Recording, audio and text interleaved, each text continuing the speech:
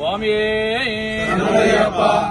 Suvarnabhumi Sabarimala మహాపాదయాత్ర Hyderabad నుండి బయలుదేరి ఈరోజు 28వ రోజు పూర్తి చేసుకోబోతున్నాం. మరి ఈరోజు ముఖ్యంగా మహాపాదయాత్రలో నామకల్ సేలం దాటిన తర్వాత నామకల్ అనేటటువంటి పట్టణాన్ని చేరుకుంటాం.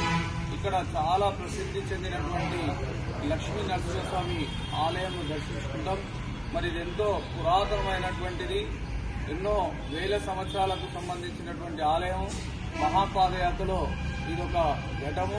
నామకల్ నరసింహస్వామిని దర్శించుకోవాలనేటటువంటి ఆచారం అప్పట్లో ఉన్నటువంటి గురుస్వామి శ్రీశేషం వేణుగోపాల్ గారు గురుస్వామి ఈ ఆలయం దర్శించుకుంది పోకుండే. అందుగురించి మేము కూడా అదే బాటలో మరి ఇక్కడ లక్ష్మీనరసింహస్వామి ఆలయం ఈ ద్వారం ఎదురుగానే మన వీరాంజనేయ స్వామి ఆంజనేయ స్వామి విగ్రహం ఉంటుంది.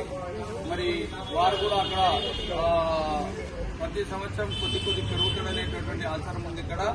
మరి ఈ లక్ష్మీనరసింహస్వామి స్వయంభూ లక్ష్మీనరస్వామి ఇక్కడనే గుట్టకు వెలిసిందని చెప్పేసి ఇక్కడ పురాతనం చెప్తుంది. మరి అందులో భాగంగా ముఖ్యంగా ఎదురుగా ఆంజనేయ స్వామి వారిది ఎంతో పెద్ద ఆలయం. ఇక్కడ పెద్ద కుంభాభిషేకం కూడా జరుగుతుంది.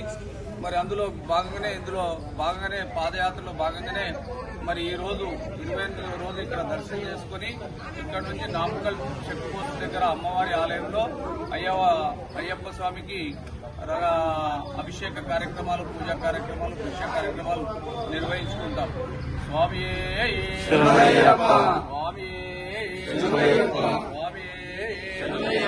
గుట్టదొక్కి స్వామి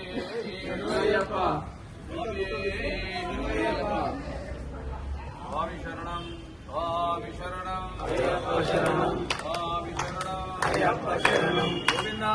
గోవింద గోవింద గోవింద. శ్రీ లక్ష్మీ నరసింహస్వామి భగవానికి జై.